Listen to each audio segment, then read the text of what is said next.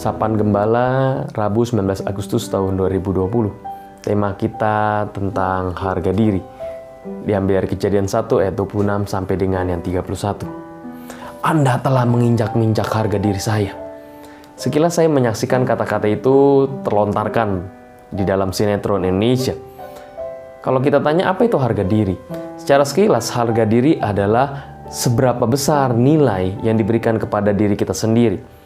Oleh karena itu, maka bisa saja ada seseorang yang marah jika ada orang lain yang merendahkan nilai harga yang ada dalam diri seseorang. Bahkan, amarah itu bisa sampai tidak terkontrol. Jika kita melihat harga diri, maka banyak orang yang menilai harga diri seseorang itu hanya berdasarkan penampilan fisik semata. Wah, orang itu pakai brand apa, merek apa.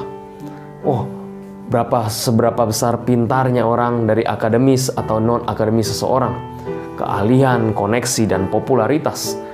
Banyak orang yang berlomba-lomba untuk mengejar nilai tersebut, untuk menaikkan prestisenya. Apalagi dengan adanya wadah media sosial, maka semakin gencar banyak orang yang mempromosikan dirinya, dan bisa saja orang hanya berpendapat bahwa kesuksesan itu ditentukan dari seberapa banyak follower yang kau punya dalam media sosial. Harga diri bisa berada dalam dua titik ekstrim, yang rendah ataupun yang tinggi. Orang yang narsis biasanya berada dalam harga diri yang tinggi. Sedangkan orang yang minder biasanya berada dalam titik yang rendah.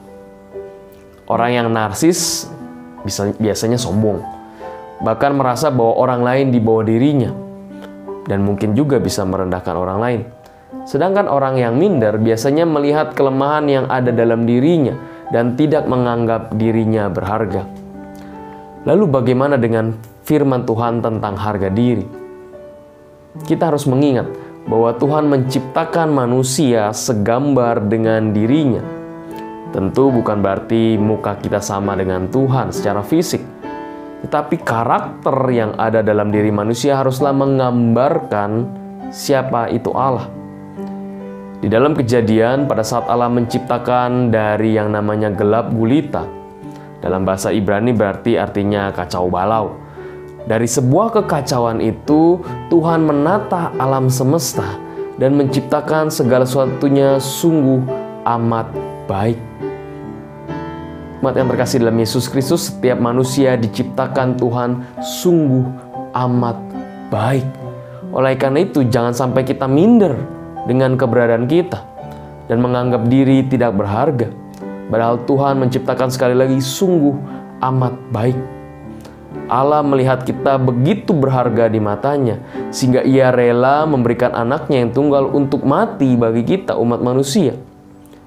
Tuhan juga tidak menginginkan kita untuk terlalu sombong akan diri kita, karena seharusnya kita belajar bagaimana Allah merendahkan dirinya serendah-rendahnya untuk mati di kayu salib.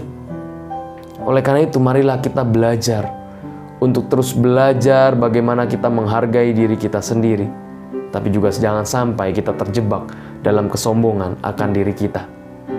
Tuhan memberkati kita.